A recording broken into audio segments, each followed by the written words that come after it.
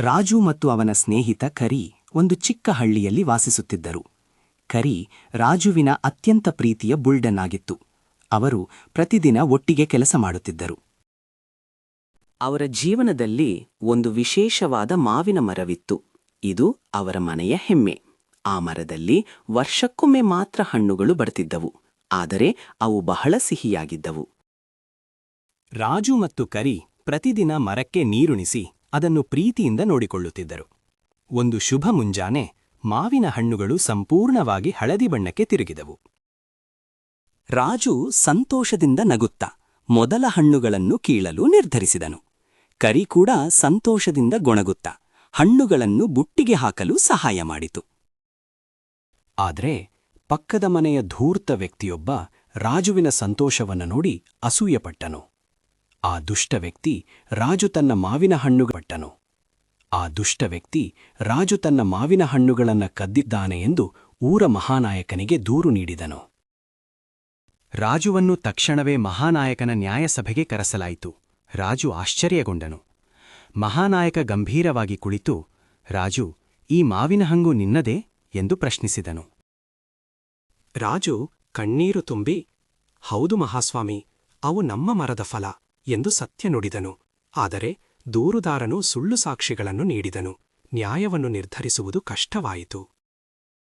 ಮಹಾನಾಯಕನು ಗೊಂದಲದಲ್ಲಿದ್ದನು. ಸತ್ಯ ಮತ್ತು ಸುಳ್ಳು ಎರಡೂ ಒಂದೇ ರೀತಿ ಕಾಣುತ್ತಿದ್ದವು. ಅಂತಿಮವಾಗಿ ಮಹಾನಾಯಕನು ಒಂದು ಪರೀಕ್ಷೆ ಮಾಡಲು ನಿರ್ಧರಿಸಿದನು. ಅದು ಸತ್ಯದ ಪರೀಕ್ಷೆ. ನಾಳೆ ಬೆಳಿಗ್ಗೆ ನೀವು ಇಬ್ಬರೂ ಮಾವಿನ ಮರದ ಕೆಳಗೆ ಬನ್ನಿ ಎಂದು ಮಹಾನಾಯಕ ಆಜ್ಞಾಪಿಸಿದನು. ಆ ಮರವು ದೇವತಾ ಮರ ಎಂದು ಹಳ್ಳಿಯ ಜನ ನಂಬಿದ್ದರು. ಸುಳ್ಳು ಹೇಳುವವರಿಗೆ ತೊಂದರೆಯಾಗುತ್ತಿತ್ತು. ರಾಜು ರಾತ್ರಿಯಿಡೀ ಚಿಂತಿಸಿದನು. ಆದರೆ ಅವನ ಹೃದಯದಲ್ಲಿ ಯಾವುದೇ ಭಯವಿರಲಿಲ್ಲ, ಏಕೆಂದರೆ ಅವನು ಸತ್ಯವಂತ. ಮರುದಿನ ಮಹಾನಾಯಕ ಮತ್ತು ಇಡೀ ಹಳ್ಳಿ ಜನರು ಮರದ ಕೆಳಗೆ ಜಮಾಯಿಸಿದರು. ದೂರುದಾರನು ಮೊದಲು ಮರದ ಹತ್ತಿರ ಹೋಗಿ, ಈ ಮಾವಿನ ಹಣ್ಣುಗಳು ನನ್ನವೇ ಎಂದು ಸುಳ್ಳು ಹೇಳಿದನು. ಇದಕ್ಕಿದ್ದಂತೆ ಗಾಳಿಯ ರಭಸ ಹೆಚ್ಚಾಯಿತು. ಮರದ ಒಂದು ಒಣಗಿದ ಕೊಂಬೆ ದೂರುದಾರನ ಹತ್ತಿರ ಬಿತ್ತು. ದೂರುದಾರನು ಗಾಬರಿಯಾಗಿ ಮರದಿಂದ ದೂರ ಓಡಿಹೋಗಿ ಮರೆಯಾದನು. ಈಗ ರಾಜುವಿನ ಸರದಿ. ರಾಜು ಶಾಂತವಾಗಿ ಮತ್ತು ಭಕ್ತಿಯಿಂದ ಮರದ ಮುಂದೆ ನಿಂತನು. ರಾಜು ಹೇಳಿದ, ಓ ದೇವತಾ ಮರವೇ, ನನ್ನ ಸತ್ಯವನ್ನು ನೀನು ಮಾತ್ರ ಬಲ್ಲೆ. ನೀನೇ ನನ್ನ ಸಾಕ್ಷಿ. ಆಗ ಅದ್ಭುತ ನಡೆಯಿತು. ಮರದ ಎಲೆಗಳು ಮೃದುವಾಗಿ ನಗಲು ಪ್ರಾರಂಭಿಸಿದವು.